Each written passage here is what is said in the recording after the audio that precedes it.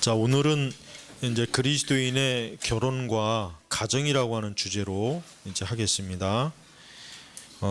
그리스도인의 결혼과 가정이라고 하는 주제는 굉장히 좀 논란이 많은 문제입니다. 그 이유가 뭐냐면 1차적으로 미국에서 이제 조지 바나 리서치 같은 그런 아주 기독교 여론조사 기관이 밝혀낸 바에 의하면 그리스도인이라고 해가지고 이혼율이 비그리스도인보다 낮느냐 했을 때 전혀 차이가 없다는 거. 그 다음에 또 그리스도인 부부라도 비그리스도인들과 동일한 그 어떤 가정의 그 부부간의 문제 하는 이런 요소들이 전혀 뭐 더 낫다고 하는 그 증거가 여론조사를 통해서 사실은 벌써 오래전에 이제 밝혀졌습니다. 그만큼 무슨 얘기냐면 교회 안에 있는 그리스도인 부부 또 결혼하는 분들이 이 세상과 전혀 하나님 믿지 않는 사람과 전혀 구분이 되지 않는 그런 현상들이 나타나니까 왜 이런 현상들이 나타날까 하는 그 원인을 다양한 각도에 의해서 이제 파악하는데, 우선 제일 첫 번째가 뭐냐면은 교회가 세속화되었기 때문에 그렇습니다. 교회가 세속화된 게 제일 첫 번째예요. 그러니까 교회가 철저하게 구별된 정말 하나님의 그 진리의 말씀대로 교회가 형성이 돼야 되는데, 교회 자체가 세속화되니까 그 세속화된 교회 안에서 신앙생활하는 성도들은 자연스럽게 뭐 세속화되는 거는 너무나 뻔한 이치잖아요. 그래서 그리스도인들의 그 세속적 이탈, 그런 현상들이 벌어지는 제일 큰 원인이 뭐냐면 교회에 세속합니다. 적어도 교회는 적어도 철저하게 세상과 분리된, 구분된, 이 얘기는 뭐냐면 이게 무슨 얘기냐면 좀 더 구체적으로 들어가면 그리스도인의 결혼이라고 하는 것은 두 사람의 결혼이 아닙니다. 그리스도인의 결혼은 뭡니까? 철저하게 하나님과 연합하는 거예요. 연합하는 거예요. 여러분 결혼식 할 때 두 사람만 이렇게 맞붙잡고 손 붙잡고 결혼하는 것 같지만은 그리스도인은 뭡니까? 예수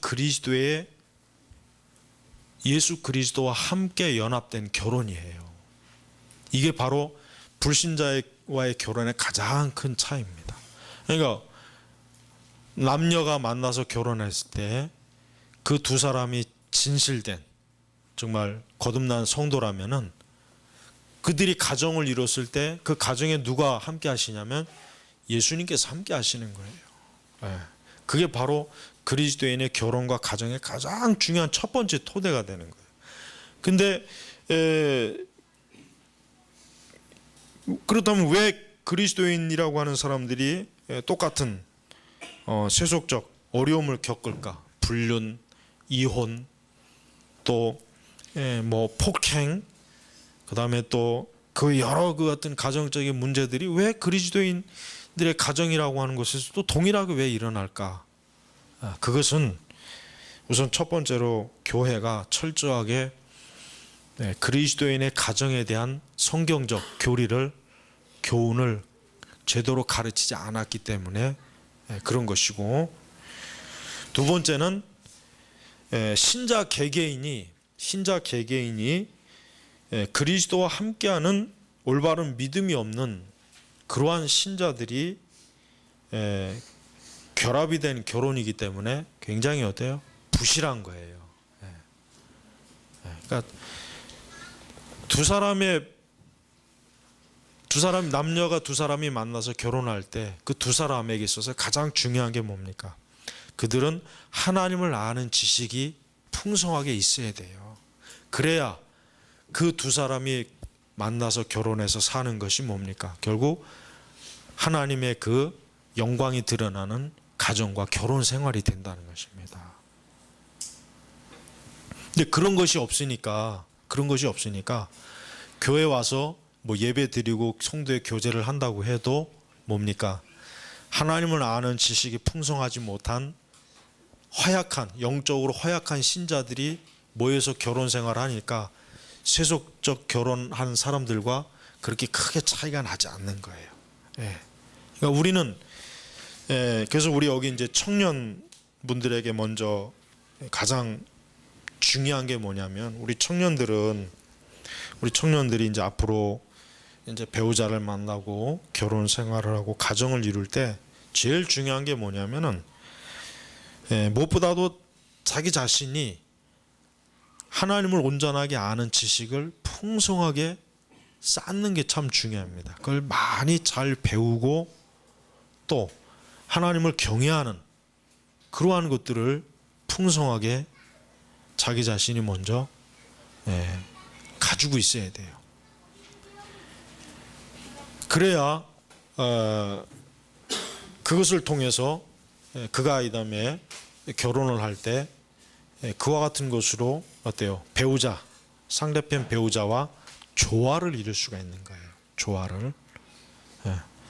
그래서 여러분 우리가 그리스도인들은 결혼이라고 하는 것 자체를 세속적 관점에서 바라보면 절대로 안 됩니다. 왜냐? 결국 그리스도인이 결혼해서 형성하는 가정은 사실 교회나 마찬가지예요. 교회나 다를 바가 없습니다. 왜? 그 두 사람이 결혼해서 자녀를 낳죠. 그럼 자녀에게 있어서 제일 중요한 게 뭐겠습니까? 하나님의 말씀을 가리키는 거예요. 그러면은 아버지나 어머니는 어떠한 사람이 되어야 되는 거예요? 하나님의 말씀을 가르치는 교사가 되는 거예요. 예. 그 가정에서. 그런데 하나님을 아는 지식이 없고 하나님을 온전하게 아는 교제하는 체험이 없는 사람이 어떻게 온전한 그리스도인의 가정을 가질 수가 있겠습니까? 없죠. 그러다 보니까 세속적 방식을 따라가는 거예요. 세속적인 방식. 왜? 지금 뭐 우리나라도 그렇지만은 전 세계적으로 이혼율이 굉장히 높아요. 미국 같은 경우는 뭐 50%가 넘죠. 미국은. 우리나라도 점점 그 수치 넘어가고 있어요. 어제도 뭐 제가 뭐 어떤 결혼식장에 잠깐 갔다 왔는데 결혼식장을 굉장히 뭐 보면은 요즘 멋있게 하잖아요. 완전히 공주가 되고 왕자가 돼요. 그런데 이렇게 봐요. 그런데 이제 그걸 보면서 저렇게 멋있게 결혼하는 남녀가 얼마나 많은 비율이 또 이혼을 하고 깨지지 않습니까? 결혼식을 그렇게 화려하게 멋있게 하는데 깨져요. 그 왜 그렇습니까? 그들이 결혼이라고 하는 것이 그냥 단순히 생물학적인 육체적인 결합, 그저 서로 좋아하는 마음 이런 생각만을 갖고 결혼을 하니까 많은 가정들이 무너지는 거예요. 무너지는 것입니다. 바로 그리스도인들은 여기에 이제 중요한 분별이 있어야 돼요. 뭐냐? 그리스도인의 결혼이라고 해가지고 그 결혼이 아무런 문제가 없고 어려움도 없고 그냥 뭐 아주 가정이 만사형통 그렇진 않아요. 그리스도인의 가정도 역시 어려움이 있어요. 많은 어려움도 있고 뜻하지 않은 일도 생기고 또 근데 그런 것들을 어떻게 이길 수 있느냐, 이거 어떻게. 믿음 안에서 진리로 이기는 거예요. 극복하는 거예요. 바로 그리스도인은 그것을 통해서 가정을 이루는 것이지 우리는 세속적인 방식이나 그런 것들을 가지고 가정을 이루는 것은 절대로 아니죠. 그래서 우리 청년들은 단순히 어떤 이성을 만나서 결혼하는 것 자체를 목적으로 두기보다는 내가 하나님의 영광이 드러나는 거룩한 가정을 이루겠다고 하는 목적이 있어야 돼요. 그냥 불신앙자들이 연애해서 결혼해서 우리 재밌게 살자, 그냥 우리 뭐 같이 함께 있자, 이런 결혼이 아니라 두 사람이 결합으로 인해서 결국은 뭡니까? 하나님의 영광이 2배로 더 크게 늘어나는 것. 그게 목적이 된다는 거예요. 그게 두 사람이 결혼하는데 하나님의 영광이 반쪽이 되면 그건 뭐가 문제가 있지 않겠습니까? 그렇죠? 그러니까 그만큼 내가 하나님의 영광을 드러내는 삶을 살면서 또 다른 하나님의 영광을 드러내는 사람하고 결합했을 때 어때요? 분명히 2배 이상으로 하나님의 영광이 드러나야지. 그게 반감이 된다면은 그건 뭔가 어딘가에 문제가 있는 거예요. 그러니까 여러분, 우리 청년들은 분명히 성경에 뭐라 그랬습니까? 먹든지 마시든지 무엇을 하든지 하나님의 영광을 위해서 하라 그랬잖아요. 하나님의 영광. 그런데 제가 전에도 이제 뭐 잠깐 설교에서 얘기했지만은 나는 교회 다니는 청년들이 진짜 하나님의 영광을 위해서 결혼한다는 생각은 그렇게 많이 안 들어요. 굉장히 세속적이에요. 굉장히 교회 안에서 같은 믿음을 가진 신자일지라도 굉장히 세속적인 조건을 따지고 어떤 여러 가지 것들을 다 동일하게 세속적인 방식을 다 동일하게 갖추고자 하는 그런 마음을 가지고 결혼하는 사람들이 상당히 많이 있습니다. 그러니까 이제는 옛날에는 안 그랬지만 지금은 이제 교회 안에서 이혼한 사람들이 보는 것도 이제는 뭐 드물지 않아요. 흔합니다. 어떤 교회는 뭐 이혼한 사람들만 따로 이렇게 뭐 모이는 모임도 있고 그래요. 그런 교회도 있어요. 그러니까 우리 하나님 말씀에 의하면 우리가 항상 내가 결혼을 하는 것도 하나님의 영광을 위해서 하는 거다. 하나님의 영광을 위해서. 만약에 그것이 아니라면 결혼을 안 하는 게 나아요. 결혼을 굳이 할 이유가 없죠. 하나님의 영광을 위해서 할 이유가 없다면. 그러니까 성도들은 철저하게, 우리 청년들은 먼저 내가 하나님의 영광을 위해서 결혼을 하겠다. 가정을 이루겠다. 이 첫 번째 목적, 이 첫 번째를 항상 마음에 새기고 이것을 늘 하나님 앞에 기도하면서 성경적인 것으로 이것을 잘 다듬어 나가야 돼요. 철저하게 그렇게 가르쳐야 된단 말이에요. 그러고 난 다음에 이제 두 번째, 결혼한 그리스도인의 부부는 어떻게 됩니까? 결혼한 그리스도인들은 아까 제가 얘기했지만 이젠 두 사람이 아니라 우리 삼일체 되신 하나님을 그냥 어쨌든 한 분으로 봤을 때 셋이 결합입니다. 둘이 결합이 아니에요. 셋이 결합이는 게 셋이. 결국 우리의 가정에는 하나님이 계시고 아이들이 있고 남편과 아내가 있단 말이에요. 하나님도 우리의 가정의 뭐예요? 일원이에요. 가족이에요. 가족. 하나님도. 하나님을 배척한 그리스도인의 가정은 그는 온전한 가정이 될 수가 없어요. 그래서 여러분 그리스도인의 가정은 항상 뭐예요? 가정 예배가 있어야 돼요. 그 가정 예배라는 게 뭘 얘기하는 것입니까? 하나님을 주인으로 모신다는 뜻이에요. 하나님 주인으로 모신다는 거예요. 다른 뜻이 아닙니다. 여러분 뭐 예배를 30분을 드려야 된다, 40분, 1시간, 옛날 청교도들처럼 그냥 하루에 3번씩 1시간씩 그렇게 드리라는 얘기가 아니라, 그렇게 드리면 뭐 얼마나 사실 좋겠습니까만은 하루에 15분이라도 20분이라도 하나님 말씀 읽고 찬송 부르고 기도하는 이 가정 예배는 뭐냐면 우리의 가정의 주인은 하나님이십니다라고 하는 겁니다. 바로 그것을 신앙으로 고백하는 거예요. 근데 우리나라 교회는 제가 항상 이전에도 글로 많이 썼지만 교회에서 모이는 신앙은 굉장히 탁월한데 가정에서의 신앙은 굉장히 하찮아요. 거의 뭐 없다고 봐도 되는 거예요. 그러니까 그 자녀들이 신앙의 유산이 제대로 잘 물려지지 않지 않습니까? 굉장히 어렵단 말이에요.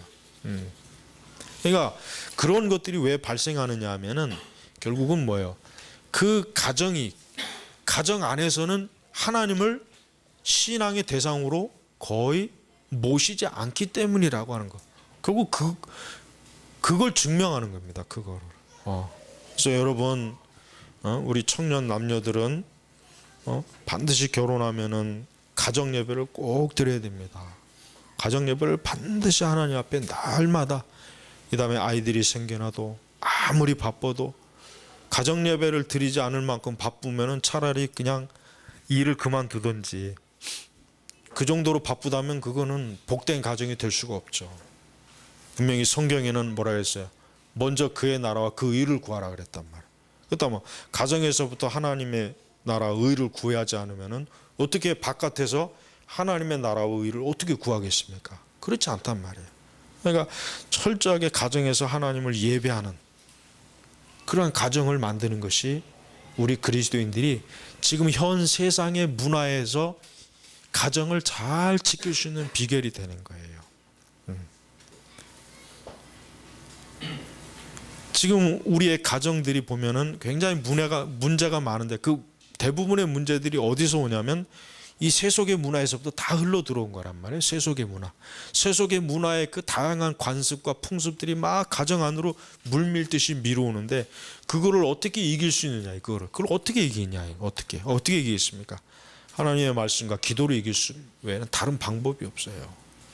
그래서 성도의 가정은 처음부터 끝까지 아브라함이나 야곱이나 이삭처럼 하나님을 철저하게 모시는 그런 경건하고 거룩한 가정.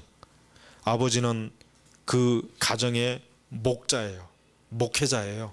교사가 되는 거예요. 그 다음에 부인과 자녀들은 가정이라고 하는 교회의 교인이 되는 것입니다.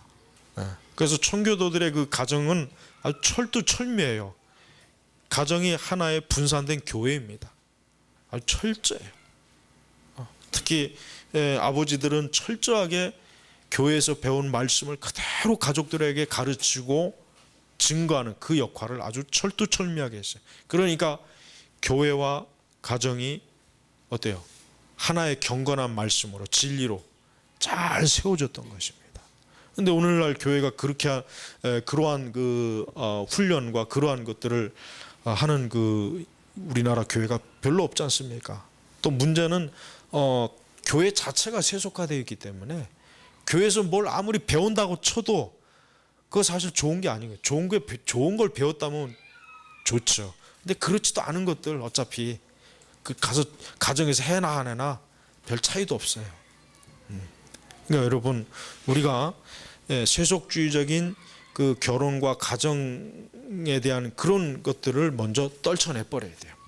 그래서 우리의 가정에서 하나님을 경외하는 여호와를 경외하는 여호수아 그렇지 않습니까?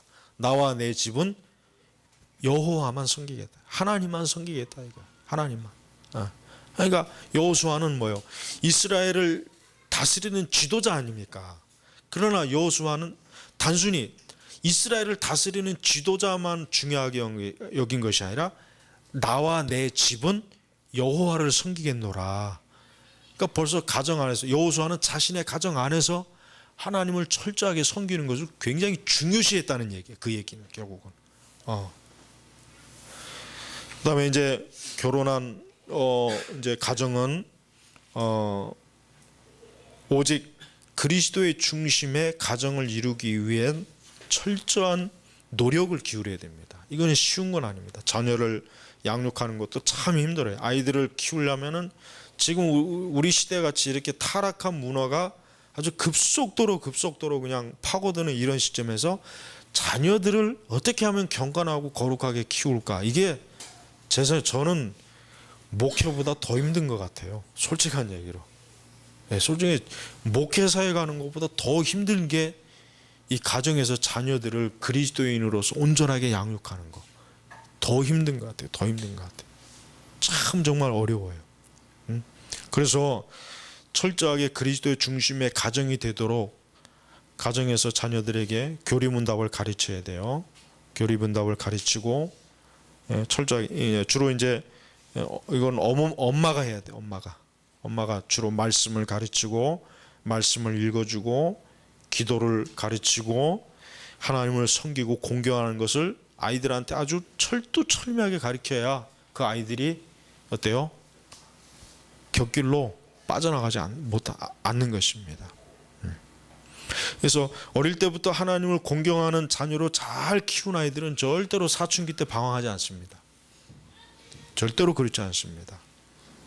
우리가 세속적 청소년 교육에 하는 그 사람들의 말을 믿으면 안 돼요. 누구나 다 청소년 시기에 사춘기가 있다. 하나님의 말씀으로 어릴 때부터 잘 양육받은 아이들은요, 청소년식이든 청년식이든 절대로 삐뚤어 나가지 않습니다. 좌우로 치우치질 않아요. 왜? 어릴 때부터 하나님의 진리로 양육받았기 때문에 그런 거예요. 양육받았기 때문에. 그래서 그 본성에 나쁜 것, 잘못된 것을 어릴 때부터 말씀으로 가지를 치는 거예요. 말씀으로. 그러니까 잠언서에 그런 말씀이 많이 나와 있잖아요. 그러니까 그렇게 잘 해야 이 아이가 청소년이 되고 청년이 돼도 죄악으로 이탈되지 않습니다. 물론 개 중에는 돌연변이도 있긴 하죠. 다윗의 자식들 중에서도 보면 개망나니들이 많잖아요. 다윗이, 내가 볼 땐 다윗의 자녀 중에 제대로 된 자식은 하나도 없는 것 같아. 솔로몬도 말년에 우상숭배로 그냥 무너졌잖아요. 솔로몬도. 그러니까 다윗이 참 불행한, 그런 거 보면 다윗이 참 사무엘도 그렇고 참 그래요. 그러니까 하나님의 참 특별한 쓰임 받는 그 사람의 자녀들 중에 다 또 온전한 건 아니에요. 보면 이상하게 또 그런 게 있어요. 그건 뭐 어떻게 하겠습니까? 성경에도 보면은 경건한 아버지 밑에서 개망나니 같은 타락한 자가 나오고, 타락한 아비 밑에서 경건한 자가 나오고, 그거 참 희한해. 그거 보면은 그건 뭐 그것도 하나님의 주권이겠죠. 또 섭리겠죠. 근데 어쨌든 일반적으로 그런 거는 특별한 돌연변이고 어쨌든 하나님의 말씀과 명령은 뭐예요? 말씀을 가르치라. 아이들한테 하나님을 경외하는 것을 가르치라 그랬어요. 가르쳐야 돼요. 밤낮으로 가르쳐야 돼요. 가르쳐서 그 아이들이 하나님을 경건하게 섬기는 것을 어릴 때부터 자꾸 해놔야 그 아이들이 결국 중생 거듭나서 하나님께 속한 하나님 나라의 일원이 되는 것입니다. 이것을 어릴 때부터 철저하게 이거를 아주 주입을 시켜야 돼요. 그래서 말씀을 가정 예배 때 같이 읽고 기도하고 교리를 가르치고 하는 이런 것들을 해야 돼요. 그러니까 우리 청년들은 이 다음에 가정에서 그런 것을 자기가 할 수 있을 만큼 열심히 공부해야 된단 말이에요. 열심히 교회에다가 맡겨놓으면 안 돼. 교회에다가 다 알아서 교회에서 하겠지. 다 그러잖아요. 주일학교들이 보면 다 교회에서 알아서 하겠지. 그러니까 안 되는 거예요. 그러니까 문제가 있는 거예요. 먼저 가정에서 철저하게 가르치면서 교회를 보내야지. 가정에서는 아무것도 안 하면서 여러분 일주일에 뭐 겨우 30분, 일주일에 168시간인데 교회 매일 오는 것도 아니고 겨우 주일학교 보통 공과공부 시간이라 해봐야 30분 돼요? 30분도 안 돼요. 앞에서 애들 떠들고 출석 부르고 끝에 가서 정리하다 보면 10분 15분밖에 안 돼. 그 뭘 가르치겠냐고. 예배 또 기껏 해봐야 뭐 30분, 또 이상한 설교도 하고. 그러니까 이러니까 교회 교육을 믿으면 안 된단 말이에요. 교회 교육 철저하게 가정에서 가르쳐야 돼. 가정에서. 그러니까 청년들은 자기가 자기의 자녀들을 능숙하게 가르칠 수 있을 만큼 열심히 교리 공부하고 배워야 된단 말이에요. 그걸 교회에다가 그냥 떠맡길 생각하지 말고. 그러니까 열심히 소요리 문답, 대요리 문답, 하이델베르크 요리 문답 이런 것들을 자기가 열심히 배워서 이 다음에 자녀들에게 아주 능숙하게 가르칠 정도가 돼야 돼. 그 정도가 되지 않으면은 온전한 기독교 가정이라고 할 수가 없는 것입니다. 또한 그리스도 중심적인 가정은 언제나 그리스도께서 모든 것을 결정하시는 가정이어야 됩니다. 이 얘기는 뭐냐면 그리스도인의 가정이라고 하는 것은 철저하게 하나님의 말씀이 지배하는 가정이어야 돼요.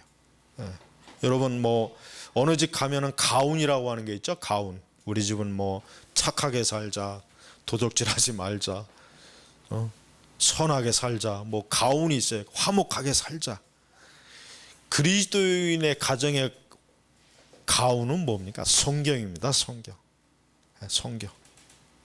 그러니까 여러분 가정에서 항상 말씀이 보여져야 돼요. 말씀이 들려져야 돼요. 그래서 여러분 청교도들의 가정이나 이런 하나님을 참 경외하는 그 온전한 가정들을 보면은 항상 그 집에 보면 성경의 말씀, 성경이 항상 펴져 있어요. 성경 말씀이 언제나 펴져 있다 그렇게. 왜? 항상 하나님의 말씀이 우리 가정의 첫 번째다. 기둥이다. 그래서 항상 하나님 말씀 중심으로 살도록 하려고 하는 그런 그 사인이에요. 사인이 보여지는 거란 말이에요. 그러니까 그런 걸 아이들이 봐야 돼. 그런 걸 여러분이 또 예를 들면 뭐 손님이나 친척들이나 누군가 와서 딱 봤을 때도 이 집은 성경이 이렇게 있구나. 이 성경을 이렇게 참 중요하게 여기구나. 그러니까 하나님 믿는 것이 가정 안에서 풍겨 나와야 된단 말이에요. 그런 것들이 굉장히 중요해. 이게 별거 아닌 것 같아서 아주 중요합니다. 이런 것들이.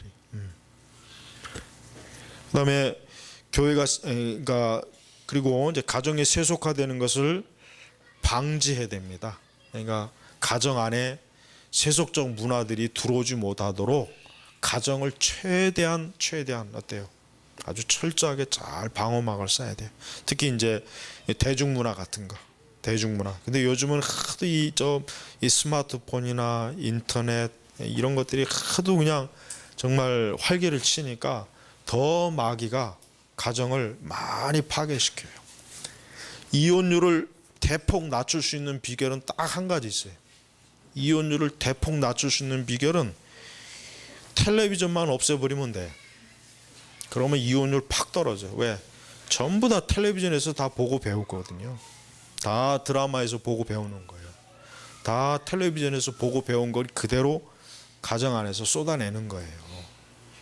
그러니까 이혼율을 없애려면은 텔레비전만 없애도 한 7, 80%는 없앨 수 있을 것 같아. 내가 볼 때는. 그러니까 그리스도인의 가정이 이 세속의 문화가 침투하지 않도록 특히 부모들은 신경을 많이 써야 된단 말이에요. 그거 굉장히 중요합니다.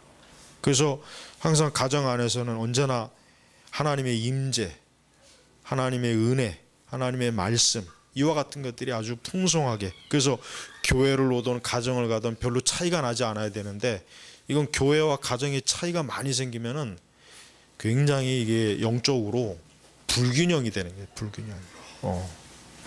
그래서 여러분 오늘 그냥 이게 사실 할 게 많은데 짤막하지만 나머지 것들은 제가 카페에다가 글로 이제 올릴 겁니다. 중요한 것은 특별히 우리 청년들은 하나님의 영광을 위해서 결혼하겠다. 요 한 가지 목적만 가지고 기도하면 돼요. 쓸데없이 괜히 이상한 사람 달라고 기도하지 말고, 연예인 사진 붙여놓고 저 사람 달라고 그러지 말고, 다른 뭐 결혼에 대한 온갖 잡다한 계획 안 세워도 돼요. 하나님의 영광을 위해서 내가 결혼하게 해달라고. 그 한 가지 목적만 진심으로 가지고 있으면 결혼하는 거는, 하나님이 그거 하시는 게 어렵겠습니까? 그런 건 어려운 게 아니죠. 그 다음에 결혼한 가정도 마찬가지입니다. 하나님이 주인이 되는 가정을 이루겠다고 하는 그 한 가지 목적만 가지고 있어야지, 우리가 세속적인 관점에서 집을 크게 하자, 뭐 좋은 걸 사두자, 뭐 차를 바꾸자, 이런 목적은 그리스도인들에게는 전혀 합당한 게 아니에요. 어떻게 하면 우리의 가정이 하나님의 영광을 위한 가정이 될 수 있을까? 이런 것을 가지고 하나님 앞에 기도해 보세요. 나머지 것들은, 그것들은 하나도 하나님 앞에, 그 부스러기 같은 것들은 어려운 게 아니란 말이에요. 세상 사람들은 더 좋은 집을 마련하기 위해서 넓은 평수, 좋은 차, 좋은 학군, 뭐 좋은 거, 이걸 따지잖아요. 그건 말 그대로 세상 사람들이기 때문에 그러는 거고, 그리스도인들은 어디를 가나 하나님의 영광을 드러내고자 하는 목적과 계획이 있어야 되는 거예요. 그거 외에 나머지 것들은 하나님께 다 맡기는 겁니다. 하나님이 다 알아서 해주는 것이에요. 근데 우리가 제일 중요한 거는 전혀 생각도 안 하고 또 그 불신자 가정과 똑같이 그냥 막 그런 거에 우리가 빠져 있다면, 그거는 정말 그건 세속적이고 하나님 기뻐하지 않는 거예요. 여러분, 이 시간 이후에 여러분, 우리 청년들도 가정, 우리 장년분들도 그렇고, 우리의 가정은 얼마나, 또 내가 앞으로 생각하는 배우자와 결혼은 얼마나 그리스도인 하나님께 영광을 돌릴 수 있을까? 얼마나 내가 하나님의 영광의 목적에 합당하게 설계할 수 있을까? 한번 이 문제를 놓고 진지하게 기도해 주시고, 토론해 주시고, 이제 오늘부터는 좀 이렇게 그룹이 모이면은 맨 마지막 끝날 때 이제 서로 이제 그 도고 기도를 해 주세요. 서로 도고 기도. 우리 같이 토론한 그들의 그 서로 이제 얘기하다 보면 다 이런저런 어려움이나 문제 알 거 아니에요. 그러면 상대방을 위해서 기도하는 시간으로 이렇게 맞춰주시기 바랍니다. 그렇게. 자, 기도하겠습니다. 하나님 아버지, 오늘 우리 시대 이 문화와 사회와 이 세상이 또 이 세상에서조차도 가정의 위기와 붕괴에 대한 아주 심각한 고민을 하는 참 어려운 시대입니다. 이럴 때 우리 그리스도인들은 정말 하나님께서 무엇을 기뻐하시고 원하시는가 한번 깊이 이 시간 이후에 서로 이 문제를 진지하게 토론하고 나누면서 또 서로를 위해서 도구 기도할 수 있는, 기도해 줄 수 있는 또한 귀한 은혜의 시간이 되게 하여 주시옵소서. 감사하며 우리 주 예수님의 이름으로 기도 올렸습니다. 아멘.